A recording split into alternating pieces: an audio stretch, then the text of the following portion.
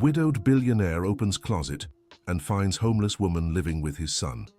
What he does next. Richard Thompson still felt the emptiness that filled his mansion in the upscale neighborhood of Beverly Hills, Los Angeles.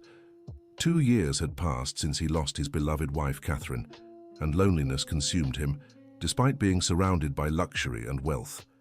His business thrived, but his soul remained lost in grief. That Thursday morning, Richard decided to organize Catherine's old documents, stored in the guest room closet. For months he had avoided that space, but he knew he needed to face the memories. When he opened the doors of the large mahogany closet, his breath caught completely. There, curled up in the darkest corner, a young woman with tangled hair held a baby in her arms. She was feeding him with an improvised bottle made from a plastic container. Her eyes filled with terror when she saw him. "Please, sir, don't call anyone," she whispered, trembling. "I'll leave, just give me a little more time." Richard stood frozen. The woman wore torn, dirty clothes, her feet bare and bruised. The baby, who couldn't have been more than 6 months old, was wrapped in rags that had once been a blanket. "How did you get in here?" he asked, still in shock. "Through the back window, sir. I know it was wrong, but my son was freezing. We had nowhere else to go." Her voice was weak, as if she hadn't spoken in days. Richard noticed breadcrumbs scattered beside her and realized she must have been there long enough to find scraps of food. "How many days have you been here?" "3, sir. I only took a little food from the kitchen when everyone was asleep. I promise I'll pay it back when I find work." The baby began to whimper and she rocked him gently. Richard noticed the child was very pale and warm. "This boy has a fever," he said, stepping closer. "I know, sir. He's sick, but I don't have money for a doctor. That's why we came here." "It's warm and there's food." Richard felt something stir in his chest. For 2 years he hadn't felt that pang of compassion. Catherine always said he had too kind a heart for a businessman. "What's your name?" "Jennifer, sir. And this is Ethan." "Jennifer, you can't stay hidden in a closet. It's dangerous for the baby." She began to cry silently. "I know it was wrong, sir, but we got evicted, and I had nowhere to go. I worked at a store, but they let me go when I missed 3 days in a row to take care of sick Ethan." Richard looked around the room. It was one of the 5 guest rooms in the house, but it never had visitors. The house was too big for a man living alone. "Are you alone? Where's the child's father?" Jennifer's face tightened further. "He left when he found out I was pregnant, said it wasn't his problem." Dear listener, if you're enjoying the story, take a moment to like and especially subscribe to the channel. It helps us a lot as we're just starting out. Now continuing, Richard stepped back, needing to process the situation. Catherine had always insisted he be more generous with those in need, but he was always too busy with work. Now, faced with this desperate mother, his wife's words echoed in his mind. "Jennifer, here's what we'll do. You and Ethan will stay in the guest room, but in the bed, I'll call my private doctor to examine the child." Her eyes widened. "Sir, I can't accept this. You don't even know me." No arguing. A sick child shouldn't sleep on the floor. Richard left the room and went to his office. He called Dr. Miller, his physician of over 15 years. "Miller, I need you to come examine a child. It's urgent." "Any emergency, Richard?" "I can explain when I get there, but bring baby fever medicine." While waiting for the doctor, Richard instructed Martha, his trusted housekeeper of 20 years, to prepare food and clean clothes. "Mr. Thompson, are you sure about this? We don't know these people." Martha was a 60-year-old widow, just like him, who ran the household with an iron fist. She had always been protective and wary of strangers. "Martha, it's a mother with a sick baby. Catherine would be furious with me if I turn my back on this situation." The name Catherine always ended any argument. Martha lowered her head. "All right, Mr. Thompson. I'll prepare everything." When Richard returned to the room, he found Jennifer still on the closet floor, as if she couldn't believe the offer. "You can come out now. The room is yours until we sort out your situation." "Sir, I don't know how to thank you, but I'm not a freeloader. I'll work to pay for all this. Right now, the important thing is taking care of Ethan." Dr. Miller arrived an hour later. Richard quickly explained the situation before they went up to the room. The baby has a respiratory infection, the doctor diagnosed after the examination. Nothing serious if treated properly, but it could have gotten worse without care. He prescribed antibiotics and explained the necessary care. Jennifer listened carefully to every word, asking smart questions about dosage and timing. "Do you have medical knowledge?" Dr. Miller asked. "I was a nursing assistant, doctor. I worked at a hospital until last year." Richard was surprised. Jennifer wasn't just someone homeless. She had a profession and skills. "Why did you leave the hospital?" Jennifer hesitated before answering. "My mother got sick, and I had to take care of her. I ended up missing too many shifts and was let go. After she passed, I couldn't find another job in the field. They always asked for references from my last employer." Dr. Miller finished the visit, leaving the medications and instructions.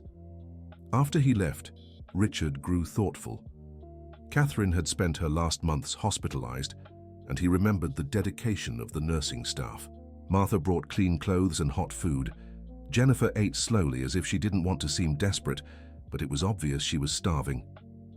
"How long has it been since you had a full meal?" "About 5 days, sir. We ate whatever we could find or when someone gave us something." Richard felt ashamed of his luxurious life. While he wasted food and wallowed in depression after losing his wife, this woman was fighting to keep her son alive. "Jennifer, tell me your whole story. How did you end up here?" She held Ethan, who was now sleeping peacefully after taking the medicine. "I lived with my mother in a small rented apartment in Compton. When she got sick, I spent all our savings on medicine and private doctors because Medicaid took too long. I fell behind on rent and we were evicted." "What about Ethan's father?" "Brandon was my boyfriend for 2 years. He worked at an auto shop. When I told him I was pregnant, he said he wasn't ready to be a father and disappeared. I never saw him again." "Did you try finding another job?" "I tried, sir.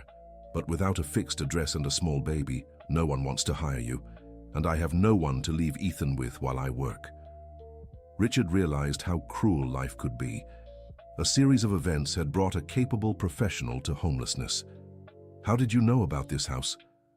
"I worked at a medical supply store that made deliveries here when your wife was sick. I saw how big the house was and how empty it always seemed. I thought maybe I could hide here until I found work." The mention of Catherine made Richard emotional. Jennifer had seen his wife during the hardest moments of her illness.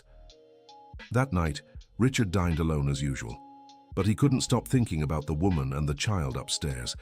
For the first time in 2 years, there were other people in his house. The next morning, as he went down for breakfast, he heard an argument in the kitchen. "Martha, I promise I'll leave today. Just let me give Ethan one more dose of medicine." "It's not that, dear. It's just that Mr. Richard has never brought strangers into the house. I don't know what to think." "I understand why you're suspicious, but I swear I'm not a bad person. I just want my son to get better." Richard walked into the kitchen. "Martha, Jennifer and Ethan will stay until she recovers and finds a job." "Mr. Richard, this could be dangerous. How do we know her intentions?" Jennifer stood up from the table. "You're right, I'll leave right now." "No one is leaving," Richard said firmly. "Martha, Jennifer was a nursing assistant. She's not just some stranger off the street." Martha calmed down a little but remained wary. In the days that followed, an unusual routine settled into the house. Jennifer took care of Ethan in the guest room, only coming down for meals, always polite and discreet. Little by little, Martha began to see that she really wasn't taking advantage. "Mr. Richard, the young lady helped me carry the groceries yesterday, and she's a great cook. She made a special porridge for the baby," Martha remarked after a week. Richard noticed the house felt more alive. There was the sound of a child, quiet conversations, movement in the halls, things that hadn't existed since Catherine's passing. One morning, Richard heard Ethan crying loudly. He went upstairs to check and found Jennifer frantic. "Mr. Richard, he has a very high fever. The medicine isn't working." The baby was burning up. Richard immediately called Dr. Miller, who told them to take Ethan to the hospital. In the emergency room, the doctors identified a complication from his previous infection. Ethan had to be admitted for IV medication. "He's my son, doctor. Can I stay with him?" Jennifer asked the pediatrician. "Of course. Parents have the right to stay. Are you the father?" Richard hesitated for a moment. I'm the grandfather. "This is my son-in-law," he said, gesturing to Jennifer. The doctor didn't question it and allowed Richard to stay as well. During the 2 nights Ethan was hospitalized, Richard saw the desperation and dedication of a mother. Jennifer didn't sleep a wink, watching her son's every move. "Jennifer, you need to rest. I'll keep an eye on him." "I can't, Mr. Richard. What if he needs me?" "I'll call you. Go take a shower in the hospital bathroom." When she left, Richard watched Ethan. The boy had delicate features and an easy smile even when sick. It reminded him of when Catherine used to talk about having children before her illness took over. A nurse came in to check the medication. "Your grandson is adorable. You're lucky to have such a devoted daughter-in-law." Richard didn't correct her. For some reason, he liked being called a grandfather. When Jennifer returned, she found Richard playing with Ethan, who was already doing better. "You're good with kids. Catherine always wanted children. We ended up focusing so much on work that we kept putting it off. Then it was too late. Your wife must have been a very special person." "She was. She was as kind as you. Always wanted to help those in need." Jennifer was silent for a moment. "Mr. Richard, I need to tell you something." Richard could see she was nervous. "Go ahead." "I knew your wife. When I worked at Mercy General Hospital, she was admitted a few times. I took care of her during one of her stays." Richard's heart raced. "You took care of Catherine?" "Yes, sir. She was very kind to me, always asked about my life, how I was doing. When she found out I was pregnant, she was so happy for me." Richard's eyes filled with tears. "She mentioned a young nurse who was pregnant, said you used to sing to calm the patients. Do you remember that? Catherine talked a lot about all of you who cared for her, said you were angels." Jennifer started crying too. "She told me so much about you. Said she had a wonderful husband who worked too hard, always asked me to take good care of him when she was gone." Richard had to step away. The revelation moved him deeply. It wasn't a coincidence that Jennifer had chosen his home. Catherine, in some way, had created this connection. Ethan was discharged the next day and they returned home. Martha welcomed them with hot food and special care for the baby. "Jennifer, now that I know you took care of Mrs. Catherine, it's even more comforting to have you here," the housekeeper said. Richard realized his life had completely changed in a week. The house was alive again, with a purpose beyond business. "Jennifer, I have a proposal for you." "Yes, Mr. Richard. I'd like you to work here as a private nurse. You'd take care of my health, which has been neglected, and handle any medical emergencies in the house." "Sir, that's very generous, but it's not generosity, it's necessity. Since Catherine passed, I haven't been managing my high blood pressure or diabetes properly. I need someone I can trust." "But what about Ethan?" "Ethan stays here too. Martha already said she wants to help take care of him." Jennifer was speechless. After months of struggling to survive, she was being given a chance to start over. "Mr. Richard, I accept, but I'd like a proper contract with fair pay. I don't want anyone thinking I'm taking advantage." "Of course. I'll have my lawyer prepare everything properly." Dear listener, if you're enjoying the story, don't forget to like and especially subscribe to the channel. It helps us a lot as we're just starting out. Now, continuing. In the following months, the household routine settled naturally. Jennifer managed Richard's health, keeping track of his medications and doctor's appointments. Ethan grew healthy and happy, bringing laughter the house hadn't heard in years. Martha became like a second grandmother to the boy, always ready to care for him when Jennifer was busy with Richard. "Mr. Richard, it's been a while since I've seen you in such good spirits," Dr. Miller remarked during a routine checkup. "Your blood pressure is under control and your tests look great. That's Jennifer's doing. She doesn't let me forget anything." "And all this joy? Does it have to do with the baby in the house?" "It does, Miller. For the first time since Catherine left, I feel like I have a family again." Richard wasn't exaggerating. Ethan was already crawling all over the house, always smiling and curious. Jennifer proved to be not only an exemplary professional, but also a warm and caring presence. One day, Richard received a call that would change everything again. "Hello, Richard Thompson." "Yes, speaking." "This is Dr. Harold Parker, Director of Mercy General Hospital. I need to speak with you about a former employee." Richard knew it was about Jennifer. "I'm listening." "I heard Jennifer Davis is working for you. I must warn you, she was fired from here for cause. There were conduct issues." "What kind of issues?" "Problems related to medication theft and inappropriate behavior with patients." Richard was confused. The Jennifer he knew was honest and dedicated. "Doctor, can you give me more details?" "I'd rather not go into it over the phone, but I advise caution." When he hung up, Richard was troubled. Had he misjudged Jennifer? He decided to talk to her directly. "Jennifer, we need to talk about your departure from the hospital." Her face turned pale. "What do you want to know?" "Dr. Harold Parker called me. He said you were fired for cause." Jennifer sat heavily in the chair, holding Ethan on her lap. "I knew this would happen one day." "So it's true?" "Not the way he said it, Mr. Thompson. I was accused of theft, but it was a lie." "Explain it to me." Jennifer took a deep breath before beginning. "Doctor, Parker always had an interest in me. He made indecent proposals, called me into his office for any reason. I always said no." Richard felt anger rising inside him. "And then? When I found out I was pregnant, he said he'd help me if I was kinder to him. I refused and threatened to report him. A week later, medication went missing from the stockroom, and I was blamed." "Could you prove your innocence?" "No. It was my word against his, and he's the hospital director. Who would believe a nursing assistant?" Richard understood the situation. Jennifer had been a victim of harassment and then retaliation. "Why didn't you tell me this before?" "Because I thought you wouldn't believe me. Everyone believed him." "Jennifer, I believe you. In these months here, I've seen your character. You would never do something dishonest." Jennifer began to cry with relief. "Thank you for trusting me, Mr. Thompson.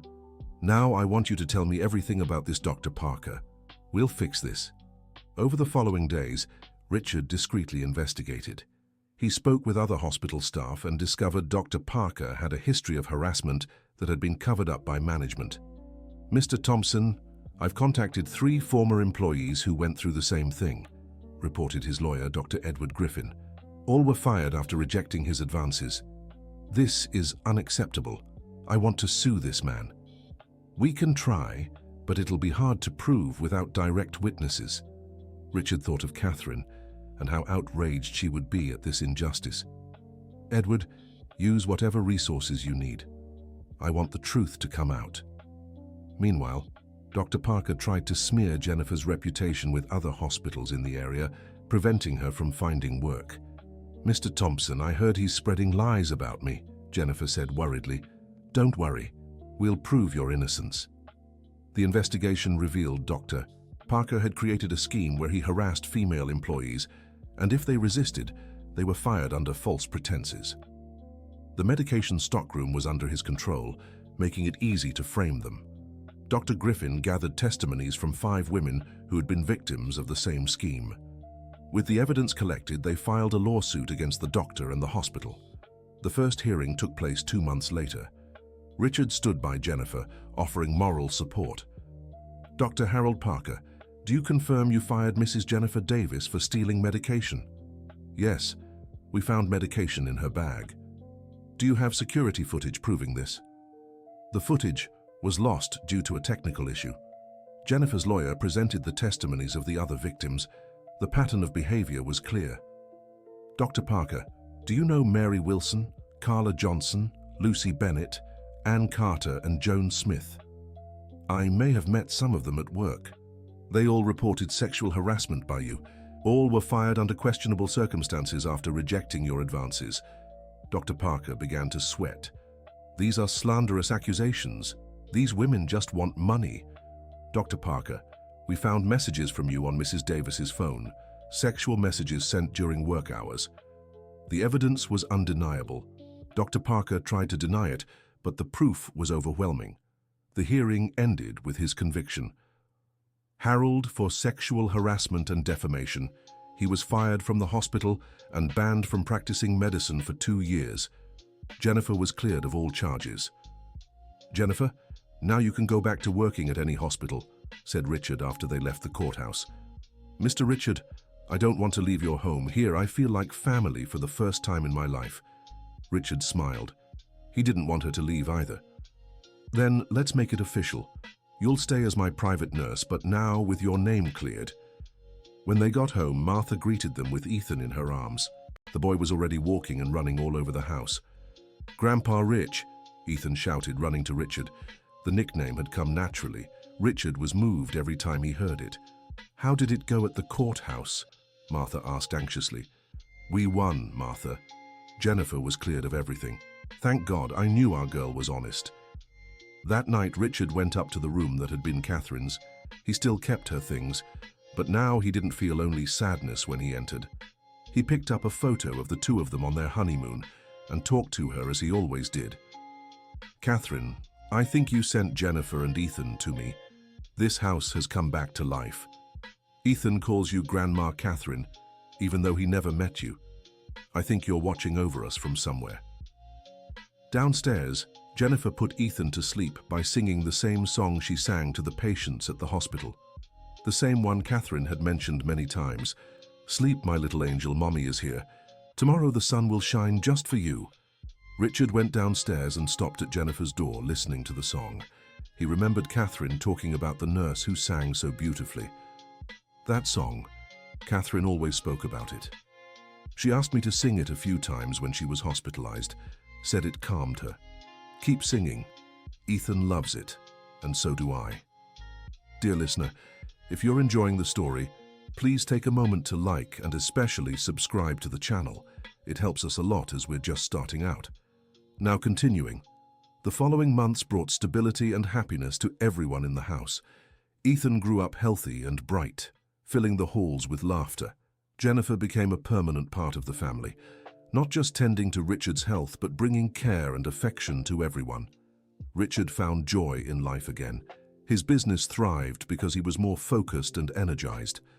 Martha, who had always been serious, now smiled constantly while playing with Ethan.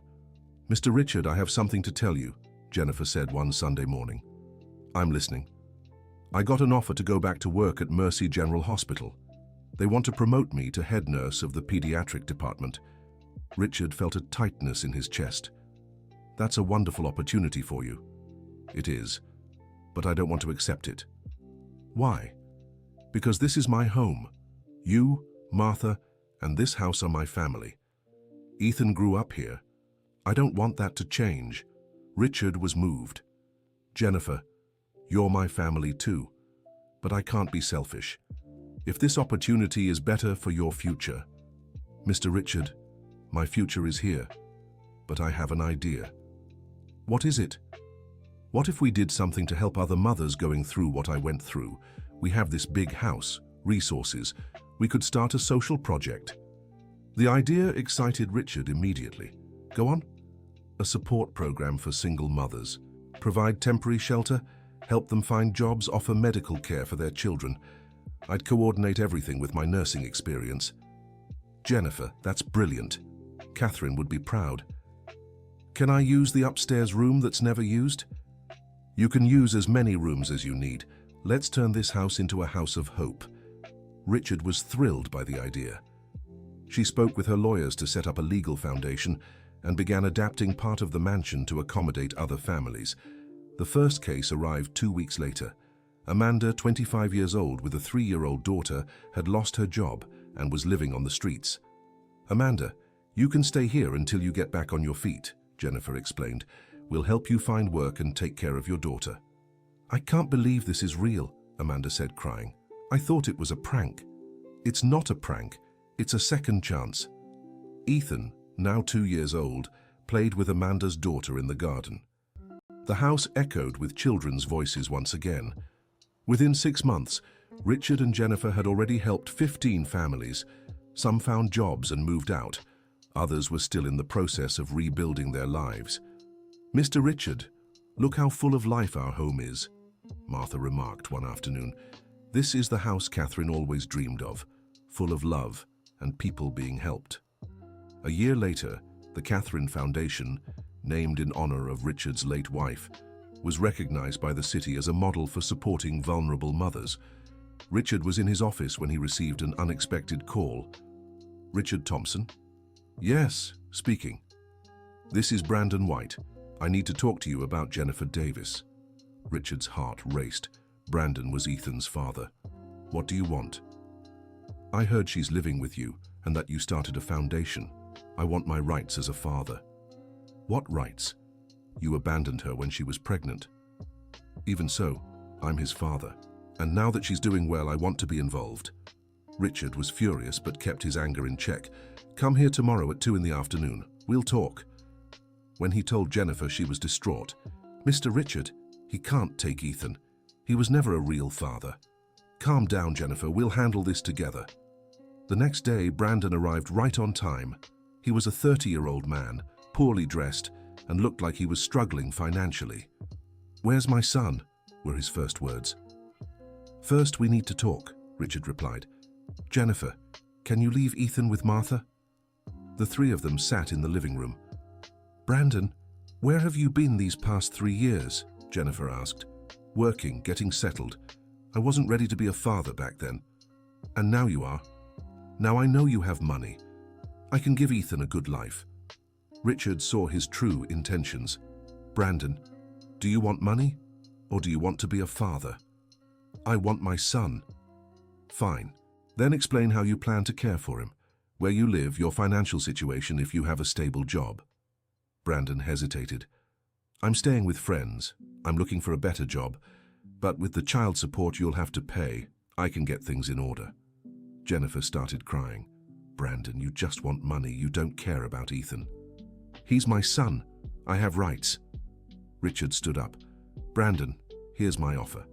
If you really want to be a father, you can visit Ethan here on weekends. But if you want to take him, you'll have to prove in court that you can provide a better life than what he has here." "What about child support?" "What child support? You haven't supported him until now. You owe Jennifer back payments." Brandon grew nervous. "This isn't over. I'll fight for my rights." "Go ahead. We'll be waiting." After Brandon left, Jennifer was inconsolable. "What if he takes Ethan?" "Jennifer, look around. Look at the life you've built here. No judge will take a child from a stable home and give him to someone who abandoned him." Dr. Edward Griffin was consulted about the situation. "Richard, paternal rights exist, but 3 years of abandonment weigh heavily against him, and the fact that Ethan is well cared for in a stable environment works in your favor. What if he actually files a lawsuit? We'll present all the Foundation's documentation, the child's living conditions, and the father's abandonment. I don't see how he could win." 3 weeks later, Brandon did indeed file a lawsuit seeking custody of Ethan. The first hearing was scheduled for a month later. Richard hired the best family lawyer in Los Angeles to defend Jennifer. "Jennifer, do you have proof that you tried to contact Brandon when Ethan was born?" "I have the messages I sent him. He never responded." "Perfect. And you, Richard, are you willing to testify to her character?" "Absolutely. I'll speak about everything I've seen these past 2 years." On the day of the hearing, Brandon arrived with a public defender. He seemed to have dressed up for the occasion, but still gave off an air of instability. "Mr. Brandon White, do you admit to abandoning Ms. Jennifer Davis during her pregnancy?" "I didn't abandon her. I wasn't ready to be a father back then." "Did you provide any financial support during the pregnancy?" "No, but..." "Were you present for the child's birth?" "No." "Did you visit the child at any point in the last 3 years?" "No, but now I want to take responsibility." Jennifer's lawyer presented the messages she had sent Brandon about the pregnancy and later the birth. All went unanswered. "Ms. Jennifer, did you attempt to contact Mr. Brandon after the child's birth?" "Yes, I sent him photos of Ethan and updates about how he was doing. I never got a response." "How did you support the child all these years?" "I worked until I couldn't anymore. Then we struggled until we found help." Richard was called as a witness. "Mr. Richard Thompson, how did you meet Ms. Jennifer?" "I found her living in the closet of my house with her sick baby. They were starving and freezing." What condition was the child in? Ethan was very ill, malnourished. He needed hospitalization. What motivated you to help them? My late wife always said to help those in need. Jennifer proved to be a person of integrity and a devoted mother. How is the child's development now? Ethan is a healthy, happy, bright boy. He has medical care, education, and love. He lives in a stable home with people who adore him. Brandon's lawyer tried to argue that the father had rights, but couldn't explain where Brandon had been for 3 years or how he intended to support the child. Mr. Brandon, what is your current income?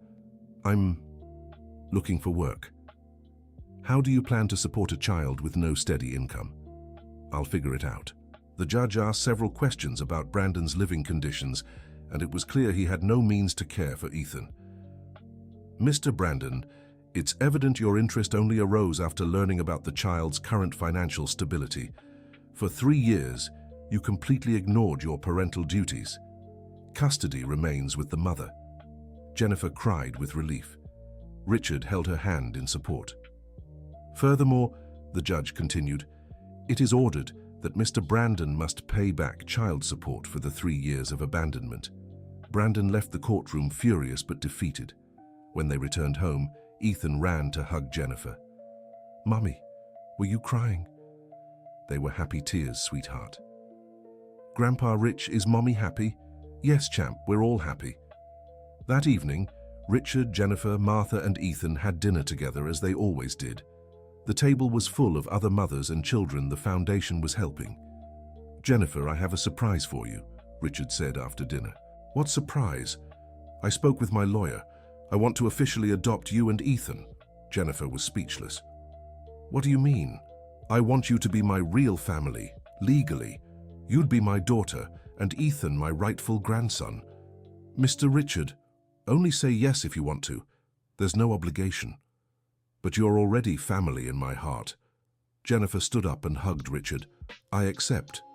We accept. Ethan, not fully understanding, clapped his hands, seeing everyone happy.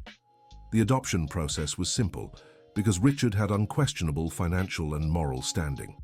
In 3 months, Jennifer Davis became Jennifer Thompson, and Ethan became Ethan Thompson. Now we're a real family, Richard said the day they received the documents. The Catherine Foundation grew and became a national benchmark. Richard and Jennifer traveled across the country, giving talks about the project and inspiring others to create similar initiatives. Ethan grew up knowing his story and feeling proud of the parents who chose to love him. When he turned 5, he asked for a special birthday party. Grandpa Rich, I want all the kids from the foundation to come to my party. Of course, champ. We'll throw the biggest party this house has ever seen. The party brought together over 50 children in the mansion's garden. Richard watched everything from the terrace, remembering how empty and sad the house had been just a few years before. Catherine, look what we've done, he whispered, gazing at the sky. You'd be proud. Jennifer came up to join him. Dad, are you okay? It still moved him when she called him Dad. Everything's perfect, sweetheart. I was just thanking Catherine for sending you both to me. I think she's still watching over us. She definitely is. 5 years after that first night in the closet, Jennifer graduated as a nurse with a specialization in pediatrics. She dedicated her diploma to Richard and Catherine. Dad, none of this would have been possible without your faith in me. Jennifer, you saved my life just as much as I saved yours. Ethan, now 7, was a bright and generous child like his parents. He always helped the new kids arriving at the foundation, explaining the house rules and sharing his toys. Grandpa Rich, when I grow up, I want to work at the foundation too. Why, champ? Because it feels good to help people, and because Grandma Catherine would have liked it. Richard was moved by his grandson's maturity. The story of Richard, Jennifer, and Ethan spread through the media and inspired many. They received letters from all over the United States, from people sharing how their story had motivated changes in their lives. Dad, look at this letter, Jennifer said one morning. It's from a businesswoman in Chicago who started a foundation like ours after seeing our TV interview. That's the real success, sweetheart, when our story inspires others to help. Martha, now 70, remained active in the house and was considered the official grandmother of all the children who passed through the foundation. Mr. Thompson, who would have thought this house would become so special, she remarked one afternoon. Catherine always said this house had so much life to give. It just needed the right people to awaken it. One day, Richard received a surprising call. Richard Thompson. Yes. This is Dr. Harold Parker. Richard immediately tensed. What do you want? I want to apologize and make a proposal. I'm listening. I lost my medical license, my career, my family. I understand the harm I caused. I'd like to volunteer at your foundation to try and make amends. Richard was taken aback by the request. Harold, you caused Jennifer and other women a lot of pain. I know. I've been in therapy for 2 years. I want a chance to do good to make up for the harm I've done. Richard decided to talk to Jennifer before responding. Sweetheart, Dr. Parker called. He wants to volunteer at the foundation. Jennifer grew thoughtful. Dad, he hurt me deeply, but if he's really changed, maybe he deserves a second chance. Are you sure? Catherine always said we should forgive. If he works under supervision and genuinely helps families, it could be positive. Richard decided to give Jennifer's former pursuer a chance, but under strict supervision. Dr. Harold proved to be a changed man. He worked tirelessly, treating children at the foundation without charging a dime. His humble and dedicated attitude impressed everyone. Jennifer, I want to apologize to you personally, he said after 6 months of volunteering. Dr. Harold, I've already forgiven you. What matters is that you're helping others now. Thank you for your generosity. I promise to keep trying to make up for the harm I caused. Doctor, Harold's transformation was further proof that second chances can bring real change. 10 years after that first encounter in the closet, the Catherine Foundation had helped over 1,000 families.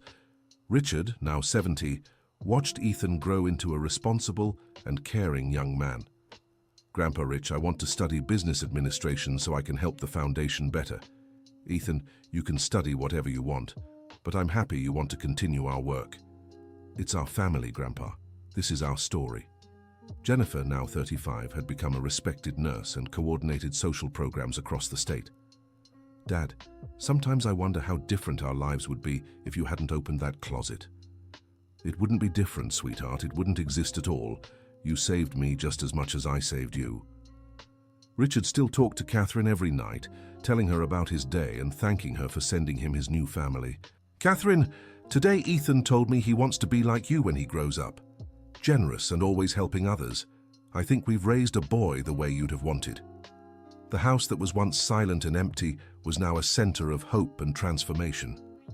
The walls that had witnessed Richard's grief after losing Catherine now echoed with children's laughter and the voices of families rebuilding their lives.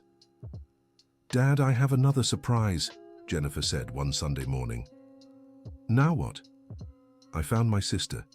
She was living in another city, not knowing how to reach me after I lost our home. You have a sister? Yes. And she has 2 little kids too. She's struggling. Then you know what to do. I already called her. She's coming tomorrow. Richard smiled. The family kept growing. When Ashley, Jennifer's sister, arrived with her 4- and 6-year-old children, the house felt even more alive. Jennifer, I can't believe you've accomplished all this, Ashley said tearfully. We did it, Ashley, with the help of people who believed in us. Ethan was thrilled to have cousins to play with. The house Richard once thought was too big for one person now felt too small for so many. 2 years later, Ashley found work as a teacher at a nearby school and moved into her own home, but she still visited the family every weekend. On the foundation's 15th anniversary, Richard decided to throw a special celebration. I want every family we've helped over the years to come, he told Jennifer. Dad, that's going to be so many people, over 1,000. Then we'll rent the club. I want to see everyone who's part of our story. The party was emotional. Dozens of women who had gone through the foundation returned with their children, now grown and thriving. Mrs. Jennifer, my daughter graduated from medical school, one shared. All because you gave us a chance when we had nothing. Richard, you didn't just change our lives, but thousands of others, another said. Richard, now 75, watched it all with a heart full of gratitude. Ethan, 17, stood by his side. Grandpa, thank you for finding Mom in that closet. Ethan, it was the best thing that ever happened to me. You gave me back my will to live. The party ended with everyone singing Happy Birthday to the foundation. Richard asked for a moment of silence in honor of Catherine. Catherine, all of this began with your love and generosity. Thank you for continuing to watch over us. After the celebration, Richard, Jennifer, and Ethan returned home. Martha, now 80 years old, waited for them with a warm cup of tea. How was the party? Beautiful, Martha. You should have gone. I prefer staying here taking care of the house, but I'm glad it was special. That night, Richard had an important conversation with Jennifer. Sweetheart, I've been thinking about the future of the foundation when I'm no longer here. Dad, don't talk like that. It's reality, Jennifer. I want everything to be in order. The foundation will be yours and Ethan's. Dad, that's too much responsibility. You've both been doing this for 15 years. You're the most prepared to carry on the work. Ethan joined the conversation. Grandpa, I promise I'll keep helping people the way you taught me. I know you will, champ. You've understood the true meaning of life. Richard lived 10 more active and happy years. He saw Ethan graduate with a degree in business administration and take over part of the foundation's management. He watched Jennifer become the coordinator of state social programs. He saw the foundation expand to other states. When he turned 85, Richard began having health problems. Jennifer cared for him with the same devotion he had once shown Catherine. Sweetheart, you've taken better care of me than any biological daughter could. Dad, you gave me a life. It's the least I can do. On a quiet Sunday morning, Richard didn't wake up. He had passed away in his sleep, peacefully, surrounded by the love of his chosen family. The funeral was a celebration of Richard's life. Thousands came to say goodbye to the man who had changed so many lives. My friends, Jennifer said in her farewell speech, my father always said life only has meaning when we help others. He lived that truth deeply. We'll carry on his legacy. Ethan, now 27, officially assumed the presidency of the foundation. Grandpa Rich, I promise to continue your work. The Catherine Foundation will help people forever. A year after Richard's passing, Jennifer found a letter he had left for her. My dear daughter, by the time you read this, I'll be with Catherine again. I want you to know you were the greatest blessing of my life. You turned a sad and lonely man into a fulfilled father and grandfather. Keep helping people. Keep being the generous woman I knew. Ethan grew strong and kind because of your love. The foundation is in good hands. Thank you for saving me that day in the closet. All my love, Dad. Jennifer cried, but they were tears of gratitude. Richard had left behind a legacy of love and hope. The Catherine Foundation continued to grow under Jennifer and Ethan's leadership. 20 years after that first meeting in the closet, they had helped over 5,000 families. Ethan married a social worker he met at the foundation. They had 3 children who grew up helping at the institution. Daddy, why is the foundation named Catherine if Great-Grandma Catherine never got to meet Grandma Jennifer in person? Because, my son, Great-Grandma Catherine's love created Great-Grandpa Richard's generous heart. And that heart saved our family. Martha lived to be 92, always caring for the house and the foundation's children. When she passed, she left Jennifer a note. Dear girl, thank you for bringing life to this home. I cared for your Richard as if he were my own son. Now care for your children the way I cared for you. The story of Richard, Jennifer, and Ethan became a movie, a book, and a global example of how generosity can transform lives. Jennifer, now a grandmother of 3, continued coordinating the foundation at 60. Grandma Jennifer, tell us the closet story again, her grandchildren would always ask. Once upon a time, there was a mother without a home, and a grandpa who had a very big house, but empty. And the story kept being told, inspiring new generations to believe that there's always hope, always a second chance, always someone willing to help. The mansion in Beverly Hills still stood, now fully adapted to serve as the headquarters of the Catherine Foundation. The closet where it all began was preserved and turned into a small memorial. A plaque at the entrance of the foundation summed up the entire story. Here we learned that family isn't just those you're born with, but those you choose to stay with. Here we discovered that true love has no origin, only a destination. Here we understood that helping others is the only way to find meaning in life. Ethan, now a family man and president of the largest social support foundation in the country, still visited the room where he grew up. Grandpa Rich, Grandma Catherine, Mom did it. Your foundation is helping people all across the United States, and it all started with your generosity that morning in the closet. The story that began with a desperate woman hiding in a closet became a network of hope that spread throughout the nation. And somewhere, Richard and Catherine smiled, knowing the love they planted kept growing and multiplying, touching lives they could never have imagined. The end of the story. Now tell me, dear listener, what did you think of this story of resilience and love? Do you believe Richard made the right choice by helping Jennifer? Have you ever been in a situation where you had to trust a stranger or someone trusted you? Share your honest thoughts in the comments. I love reading your experiences and reflections. And if you've made it this far, don't forget to leave a like and subscribe to the channel so you won't miss other heartwarming stories like this one.